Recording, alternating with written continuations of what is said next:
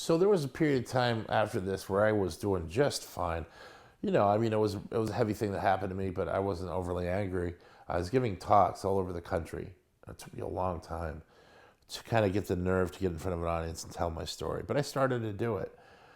And it started, initially, the people that I thought would be interested in the story weren't.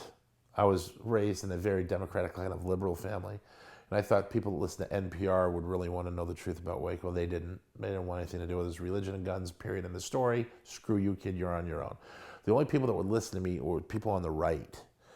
For some reason, the Republicans, because at the time it was Clinton in office, were the only people that were willing to even listen to me. And that really hurt. The fact that just because it was a Clinton presidency, that the people that I considered to be rational and more and not more intelligent but intelligent, I listened to NPR. I grew up with NPR. I grew up with public radio. It's like, it's you think you got a pretty good beat on things. Listen to NPR. And I was really surprised that these are the people that didn't care at all. It hurt my feelings. The ACLU didn't care. A third of the people in there were black. All these wonderful groups that have done so much to forward the American way of liberty and justice and confronted racism. No one gave a crap about the kids at Mount Carmel that died. No one gave a crap about what the government did to those people. And it was shocking. It was awful. So I started to give these talks to basically any groups that would listen to me. And over the course of a few years, I got really good at it. And I was invited to see the rules of engagement. It was being put together by Mike McNulty and William Gazecki and Dan Gifford. It's a movie. It's a documentary, Waco, the Rules of Engagement. And other documentaries had been done, most of them really negative, but the guys, they had something special in this one, and I think it was Mike McNulty was talking to me, and he said, I want to show you something. I was living in Los Angeles at the time. They invited me to William Gazecki's place where he was mixing it, and they had an infrared video, and an infrared is basically, it's a black and white video, and it shows heat signatures. So anything that's really white or hot shows up white. Anything that's cool shows up dark on the infrared. And apparently the FBI, why, I have no idea, but the FBI had a plane flying 2 miles above Mount Carmel in a circle that morning. And they had infrared technology, and they were filming it. And you can see at one point, and they have an expert that's telling you what you're seeing. You can see at one point a tank comes to the back of the building, and where the gymnasium is crushed and level with the ground, you see 2 explosions in one of the dog runs that would lead from the gymnasium to the back of the church. You see 2 huge explosions, very bright. Can't miss it on the infrared. And then as the tank turns the corner, you see 2 flashes, fully automatic weapons fire, someone inside the tank shooting into the gym. And then later on, you see 2 tanks, and next to the tanks, you see fully automatic weapons fire toward the back of the building where there's no media is allowed at the back of the building. Okay, it was a media blackout there. You see fully automatic weapons fire as the place is burning going into the cafeteria. So it appears that people are trying to escape from the cafeteria and they are being gunned down. You don't see any figures, but you see the fully automatic weapons fire in the positions where the government was, next to the tanks.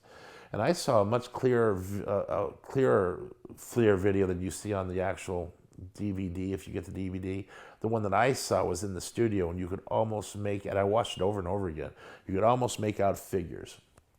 And I thought, this is going to blow the roof off. I couldn't believe it. I couldn't believe what they had, man. And so they lent me a copy of it.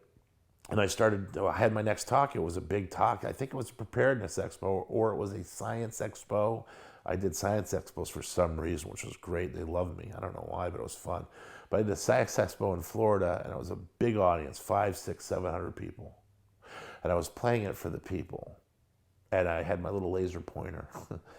And I was showing the infrared, and I was pointing to the fully automatic weapons fire, and I started yelling. I'm like, they're shooting him. They're killing him. Can't you see it? And I realized that, I didn't realize at the time. I thought I was just giving a great talk. And I went back to sign books. And a guy came up to me and he said, that was a great talk, really powerful, but you're very angry. And for some reason, when that guy said you were very angry, I didn't have an out-of-body experience, but I saw what had just happened, and I saw myself on stage, and I saw myself yelling at the audience, and I realized that I was thoroughly out of control in front of an audience. And I said, I can't do that. That's not who I am. That's when I stopped giving talks. I went back to Maine, and I just started playing music. I think that was the last talk I ever gave up until recently.